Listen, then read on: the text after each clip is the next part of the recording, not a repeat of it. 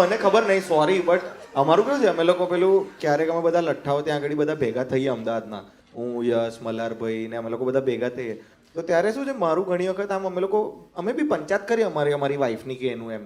યશ ચૂપચાપ બેસી રહે, એની પાસે કશું હોય નહીં, પણ તો એ ખાલી શીખે અમારી પાસેથી એવું. તો હું મારી વાઈફનું કહું, હવે એ એડવોકેટ છે, તો અમારી વાંકી ચૂકી લવ સ્ટોરીમાં એવું છે કે એને બહુ ટેવ છે આર્ગ્યુમેન્ટ કરવાની, એડવોકેટ છે એટલે.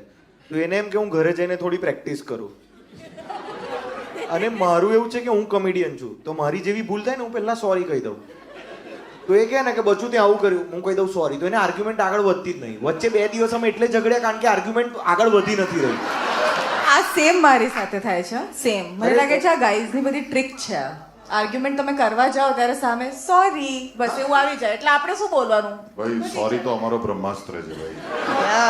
હવે મને ખબર પડી રહી એવું છે. થતું હતું કે હું કેમ સોરી કહી રહ્યો છું, હવે એવું થાય છે સારું સોરી કહી દીધું.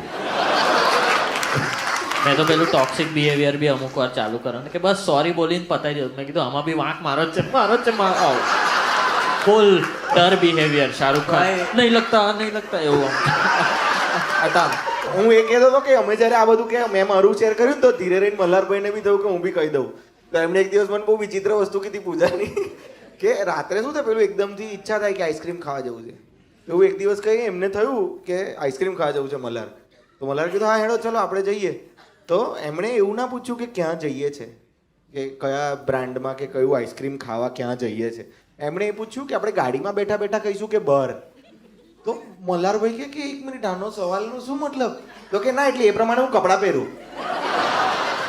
જુઓ વાત એમ હતી કે મેં ઓલરેડી નાઇટ ડ્રેસ પહેરી લીધો હતો, એટલે મારી ચેન્જ કરવાની ઈચ્છા નહોતી.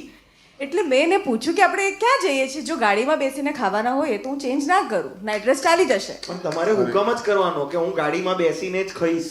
ત્યારે 9 હતું ને. ઓહ હા. અરે યાર એમાં શું છે, નાઇટ ડ્રેસ પહેરી લીધું તો સિમ્પલ છે. ગુજરાતી બહેનો સીધો ઓઢી નાખી દે ચાલવા માટે.